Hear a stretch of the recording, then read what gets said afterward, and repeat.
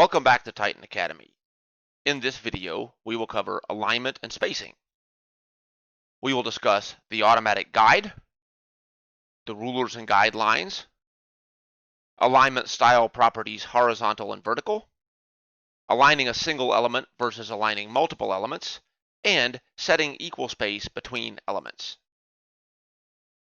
When you drag elements into a strip, they can be placed anywhere, but in order for your design to look organized and clear, you will need to make sure that your alignments and spacing are consistent. The web builder provides several tools for alignment and spacing. First is the automatic guide. When an element is dragged from side to side on the strip, an automatic guide will appear once the element is located in the center of the strip. Also, guides will automatically display the minute an element is found to be aligned with other elements in the page. The second option is rulers and guidelines. Rulers can easily be added to the web builder canvas. Simply click View, Show Rulers. A top ruler and a side ruler will appear with units and pixels. When you click on the ruler at a certain point, a guideline will be added.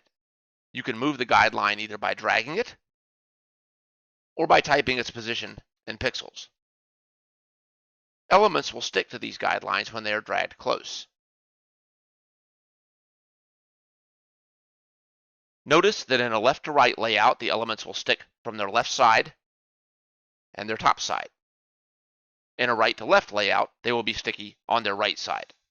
The third option for alignment is by using the properties in the Quick Toolbar and Element Style panel.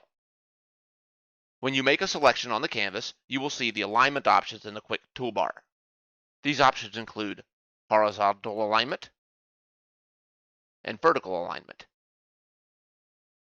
There are two types of alignments that you can apply at this point, and it is important to understand the difference between each. The first is the alignment of a single element, and the second is the alignment of a selected group of elements. The single element alignment is done in relation to its parent container. This means that if, for example, you choose a single element and align it bottom, it will stick to the bottom border of its parent container, in this case, the strip. If, for example, this element were in an auto-fit container,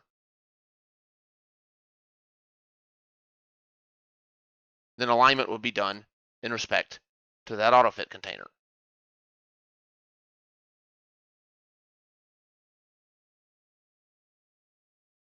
I'll go ahead and remove this auto-fit container now. The alignment of multiple elements is done in relation to one another. So if, for example, you select 3 elements which are situated in different locations on the canvas, and then align them left, they will all align according to the element located furthest on the left. As for spacing, this is really simple, and it is of course relevant only when multiple elements are selected. When you select a few elements on the canvas, you will see 2 options in the Quick Toolbar, one for horizontal spacing and one for vertical spacing. Clicking on either one of them will open an input where you will be asked to set the space in pixels. An equal space will then be applied between the selected items. And that is how it's done.